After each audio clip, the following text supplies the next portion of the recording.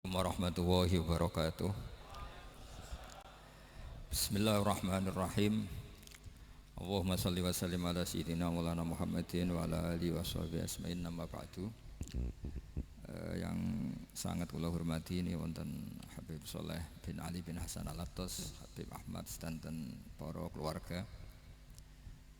Monggo sarang-sarang maos Fatihah khususipun kangge Habib Ali Syarifah Syifa sedanten keluarga. Al-Fatihah. A'udzubillahi minasyaitonirrajim. Bismillahirrahmanirrahim. Alhamdulillahirabbil alamin.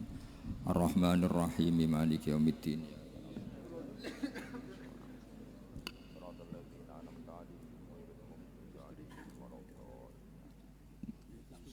Niki ngaji pinten 20 menit. Berapa menit? 20 menit. Bismillahirrahmanirrahim. Ini saya niat ngaji tentang yang populer mawon nggih, tapi dimaknani secara detail ngangge tradisi ini ulama. Idza matabnu adama in qata amaluhu illa min salasin shadaqatin jariyatin aw ilmin yuntafa'u bihi aw waladin sholihin yatullah.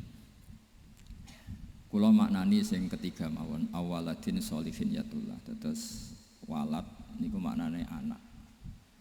Anak niku saged anak nasab kados Habib Umar bin Isbat Habib Soleh bin Isbat Habib Ali namanya anak nasab. Lalu yang paling penting dari status anak niku soleh. Soleh niku status perilaku. Ya, dados soleh niku status ingkang soleh. Soleh niku maknane ingkang layak. Yat ulah nembe wonten sifat kedua ingkang dongano. Terus pertama nu sementing soleh. Dikata saniki niku tiyang mendoakan orang tuanya, tapi mboten enten status soleh, rapati mandi. Jadi ini yang perlu diperhatikan. Jadi status soleh itu kita dapatkan dulu, baru yat ulah. Sekarang do menculot, anaknya do rapati soleh, terus dunga sakjane rapati mandi. Nah ini Habib Ali bejo, anaknya dijinakno soleh ya soleh tenan. Jadi ini pun niku nama merger nih, jadi soleh kamil. Tapi ngeten nggih, kula pesen karena Habib Soleh mulai kecil sama saya, sama-sama ngaji di Mbah Mun. Orientasi terbaik saking sunnah nabawiyah, gini ku keberlangsungan. Terus kula sering belajar tentang kitab-kitab samawi, kitab-kitab sing diriwayataken beberapa ulama ahli kitab sing pun disaken kalian ashabu Rasulillah sallallahu alaihi wasallam. Niku riyen Nabi Ibrahim niku pertama dadi Khalilur Rahman, kekasih Allah Khalilur Rahman. Niku mergi piyambake nu tersiksa protes. Terus kadang tiang saya niku kudu protes. Tapi protes bukan kita demo. Protes itu tidak harus demo, protes. Ya Allah, dunia ini tidak fair. Engkau yang Tuhan, Engkau zat yang begitu penting, Engkau zat yang menciptakan langit dan bumi, Engkau zat yang memberi rizki, yang bikin air, bikin oksigen, semua kebutuhan manusia. Kemudian mereka tidak kenal Engkau. Ini tidak fair. Jadi beliau itu tiap malam itu ngumpat. Ini enggak fair dunia ini. Engkau yang begitu penting pencipta langit bumi, Engkau begitu penting yang menciptakan air, menciptakan kebutuhan manusia. Kemudian mereka tidak kenal Engkau. Ini tidak fair. Ini tidak benar. Jadi sering marah gitu. Karena sampean nggak bisa bayangkan kan, apapun hebatnya presiden atau menteri atau rektor atau kiai itu nang desa nggak dikenali statusnya, diundang lek apa yang dilek itu gak keren belas. Karena ya sama kan, salah Habib Soleh Al-Attas, muridnya Said Umar punya Mbah Mun, terus nang desa diundang pening dilek itu kan gak keren belas. Awal dari keren tetap dikenal. Nah kemudian orang itu tidak kenal Allah. Makanya terus beliau sujud berkali-kali, ya Allah, sama siapa munajatnya beliau?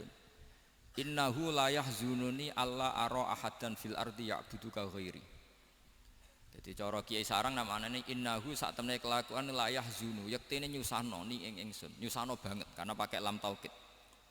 Innahu sak temene kelakuan la yahzunu, yektene nyusano banget ni ing ingsun. Apa sing nyusano an? Apa sedene kelakuan la ara ora ningali ingsun fil ardi ing dalam bumi. Ahad dan ing wong suwiji ya budu kang nyembah sapa ahad ka ing panjenengan wiri saliyane ingsun.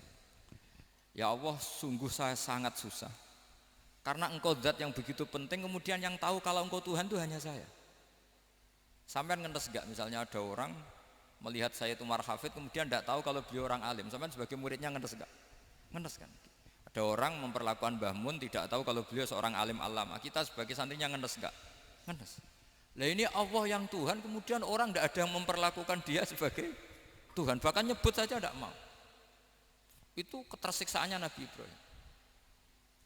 Kalau kita kan tersiksa mergo di duwe, ora payu rabi, terus sing wis payu rabi ra iso wayo, ya gitu. Macam-macam kesalahan. Itu jadi apa jadi wali itu sudah berat karena orientasinya agak tentang Allah tapi tentang diri sendiri. Ana sing susah proposal ragu ya Mas Angga. Macam-macam. Artinya Nabi Ibrahim itu orang yang benar-benar Khalil Rahman. Beliau tersiksa ini karena dunia dianggap gak fair. Masa Allah zat yang begitu penting kemudian mereka enggak tahu. Maka awal dari nubuah itu apa? Menaukan al-i'lan, mempermaklumatkan Allah di alam raya ini. Makanya enggak ada nabi kecuali memaklumatkan diri. Saya dulu awal-awal Habib Soleh mau nyai saya bilang orang alim itu harus ngaku kalau alim. Habib juga harus ngaku kalau Habib. Yang orang miskin tidak usah ngaku sudah konangan. Wong elek ora usah ngaku wis ketor elek. Sudah. Karena agama ini pertama yang menolong itu memaklumatkan. Sehingga pertama Nabi jadi Nabi dari Gua Hira, pertama apa? Cara saiki nggih kira-kira memaklumatkan. Tapi reso dibahasakno jumpa pers. Tapi yang jelas pertama yang dilakukan Nabi setelah di Gua Hira apa? Memaklumatkan diri kalau beliau adalah Nabi. Sehingga dikumpulkan semua terus beliau memaklumatkan diri kalau saya ini Nabi. Karena nggak ada artinya Allah kalau tidak dimaklumatkan. Makanya di Quran itu kalau menyebut Allah atau menyebut kebenaran selalu dimulai dengan kata fa'lam, harus dingertikan. Kita ngerti kemudian mengertikan ke orang lain. Makanya saya sering dulu bilang ke Habib Soleh, nggak boleh orang soleh menyembunyikan diri. Karena nanti kalau orang-orang soleh menyembunyikan diri, sing zuhara ala wajilil ardi adalah sesuatu yang nggak benar. Coba misalnya gini, orang bisa terhibur lewat dangdutan, terhibur lewat maksiat. Sementara orang nggak bisa terhibur lewat Thala al-Badru alaina, asyraqal kaunu bihaja dan sebagainya. Maka orang-orang soleh adalah orang yang bisa memaklumatkan Allah, memaklumatkan Rasulullah, memaklumatkan Quran dan supaya itu diterima. Karena awal dari orang terima itu tahu dulu. Nah ini tahu saja enggak. Makanya Nabi Ibrahim susah, ya Allah, engkau zat yang begitu penting kemudian tidak diketahui. Ini apa-apaan, enggak fair. Akhirnya Nabi Ibrahim diangkat sebagai Khalil Rahman untuk menaukan atau untuk memaklumatkan Allah Subhanahu wa ta'ala. Nah sebelum itu beliau dihibur, diterbangkan ke langit, ke alam malakut. Kamu susah ya, kenapa susah? Karena zat sementing engkau kemudian tidak ada yang menyembah. Terus dijak ke alam malakut, ditunjukkan sekian juta malaikat, sekian ribu malaikat, semuanya membaca tasbih takbir. Ibrahim senang. Oh ternyata sing seneng jenengan banyak. Loh, coba kalau kita punya kiai kayak Mbah Mun, semakin yang seneng banyak kan semakin kita senang. Kalau nggak ada yang tahu kan kita tersiksa. Makanya ini penting sekali. Jadi pertama agama ini seperti ini tuh barokahnya dingertikan, dimaklumatkan. Saya ini orang yang humul itu menutup diri betul, kecuali bab ngaji. Saya kalau ngaji terbuka. Sampai saya tidak tahu apa ada yang streaming apa direkam, saya tidak tahu. Pokoknya saya satu-satunya saya mau terbuka itu pas ngaji. Dan saya pede karena dulu ngaji saya benar. Saya tanya Mas Akom, sebetulnya kalau sampean mau mulang terbuka bagus. Potensinya dua, konangan alimnya atau konangan. Ya resiko terbuka kan itu Pak. Konangan alimnya. Nah daripada potensi yang kedua terus nggak mau ngajar ya humul. Syaratnya wali ku humul. Oh, humul itu nggak menampakkan. Memangnya mau menampakkan apa kalau nggak bisa apa-apa kan? Jadi saya tidak tahu itu humul apa bagian dari pengamanan diri. Apa Mas? Apa? Haim. Jaga iman. Jadi Nabi itu pertama yang dilakukan apa? Memaklumatkan kalau Allah itu Tuhan. Jadi ciri utama orang soleh itu kalau kebenaran tidak mendominasi bumi ini. Jadi ciri utama orang soleh itu seperti itu. Makanya kenapa saya milih manhaj tentu Habib Soleh Anda harus niru saya karena antar orang alim tidak boleh saling mengikuti. Tapi juga seterusnya nggak boleh saling ganggu. Saya itu ngaji di mana-mana itu guyon. Karena bapak saya suka guyon, Mbah Mun suka guyon. Alasannya bapak dulu sederhana. Orang sudah nyari hiburan dengan maksiat. Sehingga agama ini harus membawa keceriaan sosial, membawa keceriaan hati. Karena Allah ngendikan kul bi fadlillah wa bi rahmati fa bidzalika falyafrahu. Orang tuh harus senang dengan kebaikan. Orang happy dengan tolal badru alina, happy dengan manakibul akhyar, dengan fadhailul akhyar. Karena orang di sana sudah senangnya itu kalau ada maksiat. Nah sekarang agama dibawa orang-orang yang tidak menyenangkan juga. Ngaji teko wis merengut, ada muridnya salah duduk marah, salah posisi meja marah. Lalu orang-orang kan mikirnya kan, daripada ngaji dimarahin terus mendingan ndak kan. Makanya Nabi itu paling marah itu kalau satu kebaikan jadi problem. Mu'ad bin Jabal itu pernah ngimami lama sekali.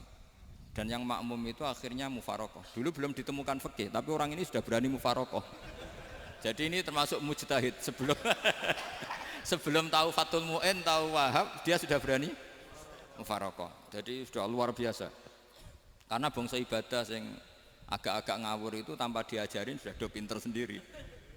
Dia mufarokoh. Ketika dia mufarokoh, komentarnya Mu'ad, dia munafik. Sholat belum selesai kok mufarokoh. Singkat cerita Mu'ad melaporkan itu ke Rasulullah. Si tukang penggembala ini juga melaporkan ini ke Rasulullah. Tapi apa kata Rasulullah? Yang Rasulullah itu yang bela, malah bela yang penggembala tadi. Afattanun anta ya Mu'ad. Kamu itu tukang fitnah. Agama ini kalau kamu model begitu orang lari. Basyiru wala tunafiru, yassiru wala tu'asiru. Padahal ini baca Quran panjang, harusnya akan ibadah. Tapi karena ini menjadi problem sosial, orang menjadi tidak nyaman jamaah, itu sudah disalahkan Nabi. Karena tadi, kalau agama ini jadi problem, maka masalah besar. Makanya sifat dasar Rasulullah apa khafiful maunah, biayanya murah. Makanya saya ngaji di mana-mana ya suka seperti ini. Mejanya enggak jelas, pengunjungnya juga enggak jelas. Semakin kacau semakin baik kira-kira. Ini pengunjungnya juga seperti ini kan. Nanti sampean yang pidato, jadi tak beri hak gue jelek saya ini namanya aqomaddin. Kalau faman tarokaha fakot. Jadi pilihannya kalau gak aqomaddin ya ada medin. Jadi kenapa banyak kiai yang ceria? Karena tadi satu-satunya cara kita menandingi hegemoni maksiat adalah pembawa taat itu ceria. Karena orang itu mesti mencari kebahagiaan. Sebab itu para nabi itu mengajarkan agama ini dengan cara yang bahagia. Misalnya mangqala la ilaha illallah dakhalal jannah. Nabi tidak ngendikan gini, mangqala la ilaha illallah terus salatnya benar, puasanya benar, belajarnya benar, jadi kiainya benar. Wah itu kalau itu panjang sekali, banyak yang enggak masuk surga. Sementara kubu yang lain kampanye sudah tenang bersama bapaknya di surga. Lah kita kampanyenya kon salat ra mesti ditampa. Puasa ya ra mesti ditampa. Wis repot, syaratnya ditampa ikhlas wangel. Kowe ora bakal iso. Berarti maknane kan ra bakal mlebu swarga. Akhirnya wong kan mikir, wis salat tetep ra swarga, puasa tetep ra swarga. Mendingan ra salat. Jadi kita ini kan bersaing sama kampanye sebelah gitu. Makanya saya milih manhaj pokoknya Islam apik. Tapi bukan berarti saya menyepelekan aturan-aturan dalam sholat, karena yang kampanye itu sudah banyak. Biasanya kiai-kiai sing kereng kampanye tentang sing kereng-kereng nih. Itu saya manfaatkan ya sudah, itu bagian jenengan. Jadi orang itu harus mikir. Agama Kristen itu diterima di Eropa di mana-mana. Di antara sebabnya adalah karena orang dijamin masuk surga. Orang mau kayak apa faseknya tetap kalau mati bersama. Kita enggak, sudah kiai, sudah mulang terus masih didoain. Semoga amal baiknya diterima, amal buruknya masih ngeper apa? Dan itu santri saya nanti kalau ziarah saya tuh, ya Allah ampuni Gus Bah ampuni. Ini kan ngenyek orang itu maksudnya. Maksudnya bukan, makanya saya pernah ketemu orang yang berfaham Wahabi. Dia nuduh kalau orang doa ke mayit itu minta sama mayit. Saya bilang, saya saja yang jadi mayatnya enggak siap. Kok bisa? doanya itu doa ngeper. Masa sama gurunya bilang gini, Allahumma in kana muhsinan fazid fi ihsani wa in kana musian. Masa gurunya ditaklek. Jadi dia tidak yakin betul kalau gurunya muhsin. Masih ditaklek, jika guru saya baik maka gini ya Allah, jika guru saya buruk maka gini. Loh saya tuh gak pernah doain Mbah Mun gitu, tak anggap gak sopan. Jadi kalau saya berdoa, ya Allah jenengan izzihi apa ya, jenengan balas lah, izzihi anna anil muslimina khairan kasira wa antal ghafurur rahim wa anta gitu. Saya gak tega muni wa ingkana musian. Jadi kayak ada sopan ya. Loh kalau aku yang mati sapi lagi. Tak balik malah. Ingkana musian. Malah ada terusannya bahwa kadalik. Jadi makanya mereka kan sering pakai dalil. Andai kan tradisi itu benar, maka yang paling pertama melakukan itu sahabat. Selalu mereka berargumentasi, kalau itu tradisi yang benar, maka pertama yang melakukan itu sahabat. Ya gak mungkin sahabat masa bilang ke Nabi ingkana. Bisa kafir berat kan? Masa kesolehannya, loh andai kan Abdul Qadir wafat di mana ini ngomong ini? Beduk. Saya tidak akan berdoa seperti itu. Oh bisa marah Abdul Qadir Jailani. Masa kesalahan beliau di ingkana musinan sama ingkana musinan. Jadi orang tuh harus mikir. Jadi saya dengan bukan berarti Gus Bak bid'ah menciptakan doa baru. Ini bukan urusan menciptakan. Orang yang punya sopan spontan seperti itu. Ini bukan urusan modifikasi doa Anda. Makanya kenapa para nabi itu tidak disolati dengan cara seperti itu. Langsung assalamualaikum ya Rasulullah, assalamualaikum ya Abu Bakrin, assalamualaikum ya Umar. Enggak mungkin kita mengatakan ya Abu Bakrin, ya Allah ingkana. Masa Abu Bakar diingkana? Kalau dia bukan kalau beliau ashabu Rasulillah pasti orang Sayyid itu dzurriyyatu Rasulillah pasti al-tahirin al-mutahharin. Guru-guru kita ini guru-guru kita. Jadi tolong doa itu. Nah, kalau terpaksa doa wa in kana musian, anggap saja hafalnya hanya itu, tapi jangan dijiwai apa? Jangan apa? Dijiwai. Kalau ditanya, "Lho Gus ini orang soleh kok doanya wa in kana musian?" Itu kan guru jenengan. Apalku ikut tok. Tapi ora usah dimaknani apa? Karena sekali dimaknani nanti kan. Jadi ini urusan etika, urusan rasa. Saya teruskan ya, karena jadi saya mohon sekali, apa-apa itu ada aturannya.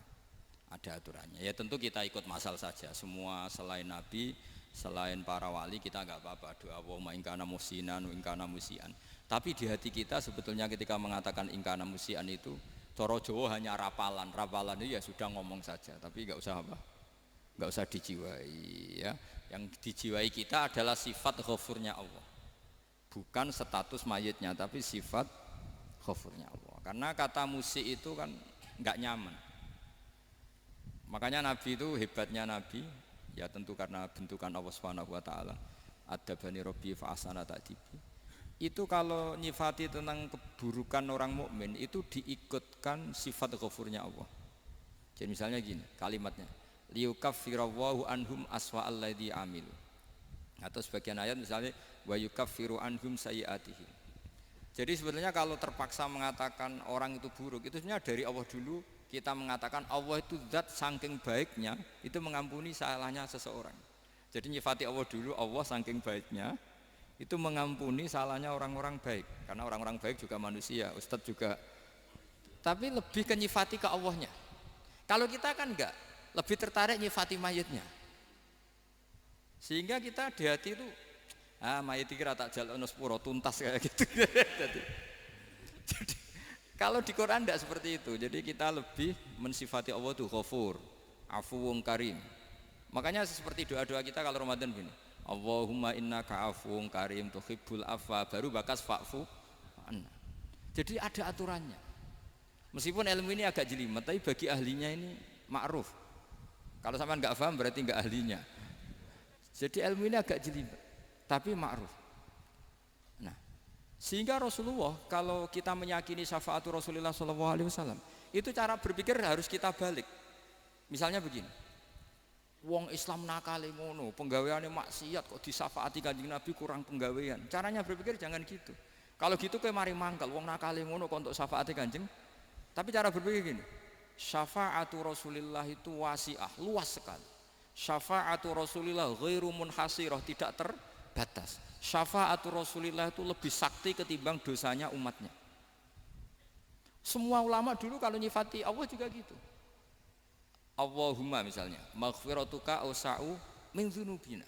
Ya, yang misalnya yang pakai mutakalim ya Allahumma maghfiratuka awsa'u min dzunubi wa rahmatuka arja inti min amali.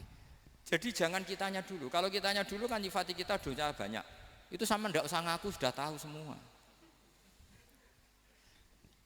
Tapi nyifati pertamanya apa? Allahumma maghfiratuka awsa'u min dzunubi wa rahmatuka arja inti min amali. Sehingga dari nyifati maghfiratullah yang wasi'ah, yang tidak terbatas, kemudian kita sah mengatakan bahwa ahlul maksiat pun mungkin atau berhak dapat ampunan. Sama, syafa'atu Rasulillah itu ghairu munhasirah, syafa'atu Rasulillah itu wasi'ah. Sehingga sahlah riwayat syafa'ati li ahlil kabair min ummah. Itu bukan menyangkut melegalkan kabirah, bukan menyangkut mengesahkan orang Islam dosa besar, karena nanti dapat syafaatnya Rasul. Cara berpikir jangan gitu. Nanti kamu mentasjek, memberanikan orang melakukan maksiat berdasar iktimat syafaati Rasulillah. Itu jangan gitu cara berpikir, dibalik apa? Syafa'atu Rasulullah awsa'u wa awsa'u. Sangat luas. Sehingga saking luasnya sampai yang tukang maksiat saja kebagian. Sama, rahmatnya Allah Ta'ala itu wasi'ah. Rizkinya Allah ya wasi, sampai wong nganggur ya iso mangan ngono. Lah begitu juga rahmati Allah Ta'ala itu wasi'ah, sampai wong sing sumpek utange akeh ya iso guyu ngono.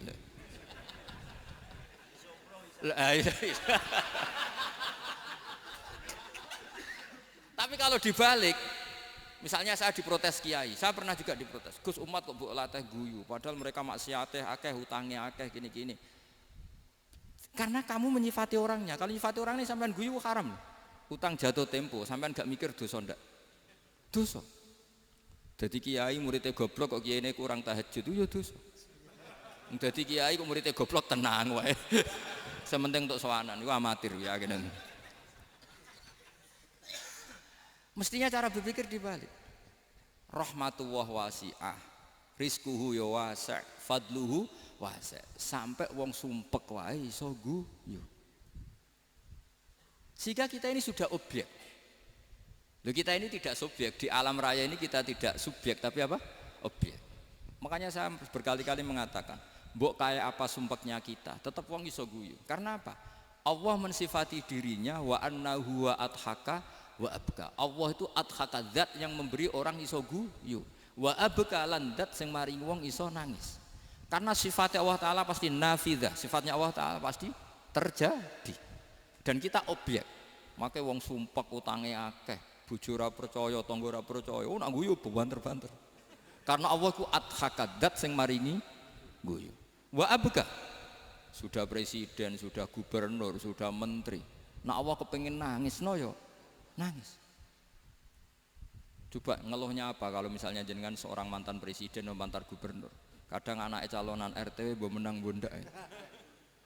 Ngeluhnya apa orang alim, misalnya alim alama, anaknya mau jadi jurumiyah raiso, susah. Kaya raya anaknya jadi pasien, susah. Allah punya cara untuk abega, untuk bikin orang nangis. Nah karena kita ini objek, pasti sesumpuk apapun orang yang bisa tertawa ya bisa nangis. Makanya banyak ulama yang nggak terlalu serius mikir agama ini, bukan karena dablek, enggak, karena Allah mensifati dirinya Al-Hadi, yang memberi petunjuk. Kita gak ditunggoni Kanjeng Nabi, gak ditunggoni Wali Songo, gak ditunggoni para alawin yang dulu, gak ditunggoni Habib-Habib yang kayak Said Abdul Al-Haddad. Tapi karena Allah itu Al-Hadi, yang memberi petunjuk, dan sifatnya Allah Ta'ala la budda wa ayat entakuna nafidah. Sifatnya Allah pasti nafidah. Amerika kayak apa liberalnya, sekarang trennya juga banyak yang masuk Islam. Kampung-kampung pedalaman gak ada kiainya, cukup mudin. Kadang yang membawa agama itu orang yang ke situ mau nyari kayu. Orang di pedalaman Kalimantan, Sulawesi itu pertama itu nyari kayu, tapi bawaan hidayat, lama-lama bikin masjid. Saya pernah di Korea, ke sana orang nyari uang, niatnya juga nyari uang. tapi akhirnya tersiksa kalau enggak bikin masjid. Karena apa? Karena Allah itu Al-Hadi, zat yang memberi petunjuk. Maka kamu tidak usah khawatir, agama ini pasti jalan ila yaumil qiyamah, karena Allah Al-Hadi. Sama mbok kamu umat mbok weden-wedeni kowe iku amalan ora mesti ditampa, nek ora ditampa mlebu neraka. Ngono mulai ngaji ya tenang ae, tenang santai. Bahkan kadang bilang gini, Pak Yai tadi gak bener, masa ngecap orang mlebu neraka. Kita yang masyarakatnya gak tahu pintunya, Pak kayaknya tahu pintunya. Karena orang itu punya cara. Loh ya betul. Orang Bedui itu kalau ngaji sama Nabi itu lebih unik timbang yang soleh, timbang yang pinter. Sehingga banyak ilmu itu ditemukan dari orang Bedui. Karena cara berpikir itu aneh. Kalau orang soleh, orang waras kan berpikirnya ada aneh, standar. Jadi orang Bedui itu aneh. Pernah suatu saat Rasulullah itu khutbah cerita kiamat. Wah dahsyatnya kiamat kayak apa. Semua orang diam nangis semua. Orang Bedui enggak, lebih cerdas. Ini Nabi itu aneh, cerita kiamat kok udah ada tanggalnya ini gimana. Orang nangis semua karena dahsyatnya kiamat kayak gitu. Bumi dihancurkan, wus. Pantas sudah nangis dewi-dewi.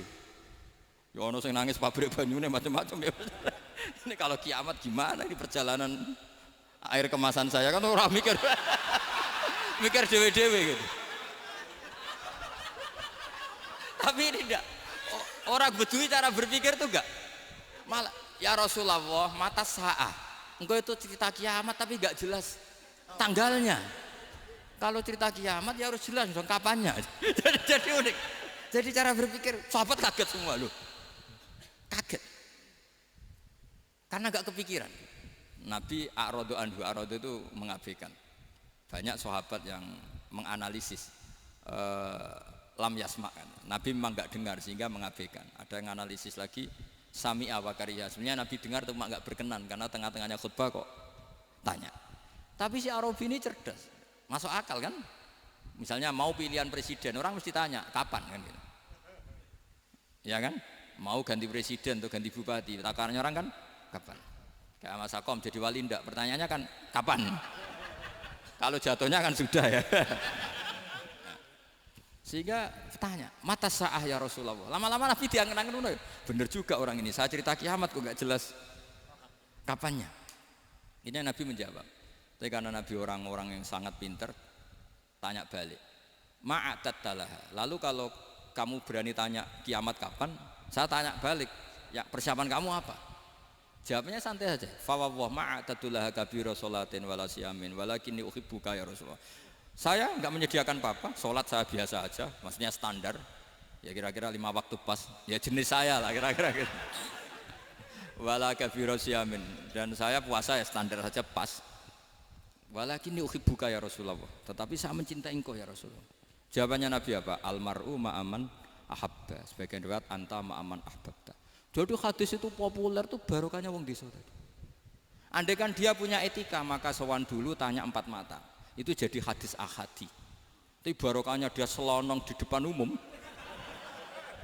Zaman Nabi khutbah itu jadi hadis mutawatir. Jadi kadang barang baik itu barokahnya orang yang enggak baik. Maksudnya su'ul adab. Tanya gitu kan su'ul. Tapi itu barokah. Akhirnya hadis itu mutawatir karena didengar ribuan sahabat yang mendengarkan khutbahnya Rasulullah. Tapi kalau hadis itu satu-satu kan khassani bidzalika Rasulullah, khassani bidzalika Rasul, itu nanti jadi hadis ahadi yang kualitasnya jauh di bawah hadis mutawatir. Jadi barokahnya orang su'ul adab itu ya ada. Karena Allah yang mendesain ini. Akhirnya kata sahabat, kata Anas bin Malik, mereka itu mangkelnya bukan main sama Arabi tadi karena tanya enggak sopan sama Rasulullah. Tapi setelah Nabi jawab almar'u ma'aman ahabba fama farihu bisyai'in farahahum bidzalika badal. Mereka enggak pernah senang dengan hadisnya Nabi sesenang riwayat almar'u ma'aman ahabba. Barokahnya Arabi Bedui. Makanya saya sebagai kiai ini Bedui saya tak pertahankan ila yaumil qiyamah. Karena umat ini pernah terbarokahi oleh orang apa? Bedui. Barokai suladab tadi. Jadi mohon ini supaya majelis ini kan majlisul iltorti Rasulillah, coba terlatihlah mengatakan Allah itu subjek, Allah itu al-fa'ilul mukhtar, Allah itu al-fa'ilul mukhtar, Allah itu yang menentukan alam ini. Dan Allah mensifati dirinya wa annahu huwa adhaka wabka. Allah itu zat yang memberi orang itu bisa tertawa, dan Allah juga yang memberikan orang itu bisa menangis. Mbok kayak apa kamu neror umat, wah amal nggak mesti diterima gini-gini, ternyata neng majelis nangis ya, mulai guyu kadang guyu-guyune ngenyek tenane daripada apa ya, agak-agak merodok orang yang dohirnya beda dengan batinnya, nggak perlu distatuskan seperti itu. Ya sudah biasa saja. Jadi, nah, fi muqaddimihim, imam besar dalam manhaj ini namanya Abul Hasan apa? Asyadzili. Abul Hasan Asyadzili itu kalau ada orang tanya gini, Beb saya ini susah, sholat saya tidak mesti diterima Allah gini-gini, marah. Enggak usah. Kafa bika jazaan an radiyaka laka ahlan. Sudah kamu ditakdir pernah sujud itu sudah keren. Saya itu andaikan dapat kabar dari malaikat bahwa sholat kamu tidak diterima, saya tidak susah. Bukan karena sombong, pernah ditakdir sholat sujud ning Allah itu keren. Kayak apa malunya kita ketemu Allah kemudian kita di bumi tidak pernah sujud. Makanya cara Abul Hasan Asyadzili kowe ora usah mikir sholatem ditampa taro, ora usah mbok mikir. Kowe ditakdir tahu sujud itu hebat. Kafa bika jazaan an radiyaka laka ahlan. Cukup kamu mendapat balasan dari Allah, kamu pernah ditakdir sujud. Gak perlu ngaji alim alama, gowo sawi ngalor ngidul jalalain keren. Paling gak malaikat pernah melihat kamu, gowo tak kitab kuwedi. Gak penting pahammu, gak penting. Karena isra bakat paham ngono. Jadi Abul Hasan Asyadzili adalah orang yang, dan itu Al-Hasani ya, dan itu Al-Hasani. Makanya macam-macam, kita yang Al-Husaini sudah kita punya Faqih Muqaddam, punya banyak. Di Al-Hasani yang paling populer diantaranya adalah Abul Hasan Asyadzili. Beliau tuh kalau ngendikan sesuatu itu positif terus. Termasuk itu ketika ada orang resah sholat saya diterima ndak, kata beliau, wes kowe sing sempurna, ditakdir tahu sujud. Saya itu sebetulnya kadang-kadang yang miris, wes sholatku tompo ta ora, tapi saya sangat sadili.